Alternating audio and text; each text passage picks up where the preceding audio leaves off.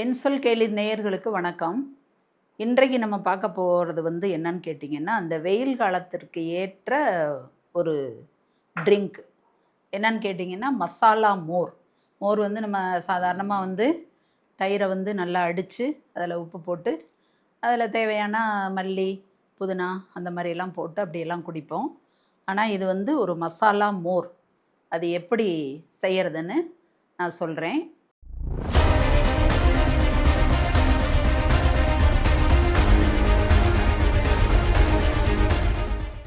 சாதாரணமாக அதாவது அந்த காலத்துலலாம் உர ஊற்றி வச்சு என்ன செய்வாங்கன்னா, தயிர் கடைஞ்சு அதுக்கப்புறம் மோர் எடுப்பாங்க. இப்போ நம்ம வளர்ந்து வரக்கூடிய இந்த நாகரிகமான உலகத்தில் யாரும் அப்படி செய்யறதில்ல. ஏன்னா எல்லாருமே பரபரப்பாக ஓடிக்கிட்டு இருக்கிறோம். அதனால் நம்ம ரெடிமேடாக என்ன செய்கிறோன்னா, கடையில் தயிர் வாங்குகிறோம். அந்த தயிரை வாங்கி மிக்சியில் போட்டு பல்ஸ் மூடில் நீங்கள் அடிச்சிங்கனாவே அது நல்ல ஒரு மோர் கன்சிஸ்டன்சிக்கு வந்துடும். அதுக்கப்புறம் தேவையான நம்ம அதில் கொஞ்சம் தண்ணீரை கலந்துட்டு அதுக்கப்புறம் அதில் இஞ்சி இஞ்சி ஒரு சின்ன சின்ன துண்டுகளாக நறுக்கி போட்டு அல்லது சீவலாக அப்படி போட்டுக்கலாம்.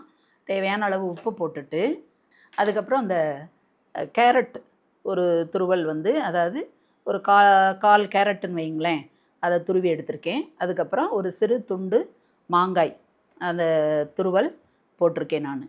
இப்போ இது ரெண்டையும் என்ன செய்யணுன்னா, இந்த மோரில் மிக்ஸ் பண்ணிடணும்.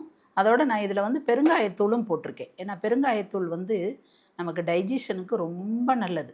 வயிறு பொறுமலாக இருந்தாலோ அல்லது வயிறு நம்ம ஏதாவது ஹெவியாக சாப்பிட்டுட்டு ஒரு மாதிரி திம்முன்னு இருக்குது, ஒரு மாதிரி இருக்குது அப்படின்னாவோ நம்ம சாதாரணமாக என்ன செய்யலான்னா, ஒரு சின்ன பாக்கெட்டு தயிர் பாக்கெட்டை வாங்கி அதை இது மாதிரி மிக்சியில் போட்டு அடிச்சுட்டு இது பண்ணி ஒரு 1/4 சிட்டிகை பெருங்காயத்தூளும் கொஞ்சோண்டு உப்பும் போட்டு நல்லா 2 ஆற்று ஆற்றி நம்ம குடிச்சிட்டோம்னா கொஞ்ச நேரத்தில் நீங்கள் பார்த்தீங்கன்னா அந்த வயிறு திம்முன்னு இருக்கிறதோ அந்த பொறுமலோ எதுவுமே இல்லாமல் கேஸ் ரிலீஸ் ஆகிரும்.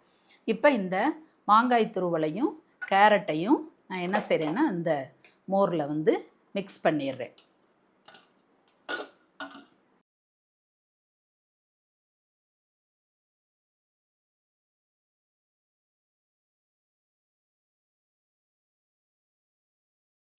இப்போ இதில் மல்லி இலையும் நம்ம தூவிக்கலாம்.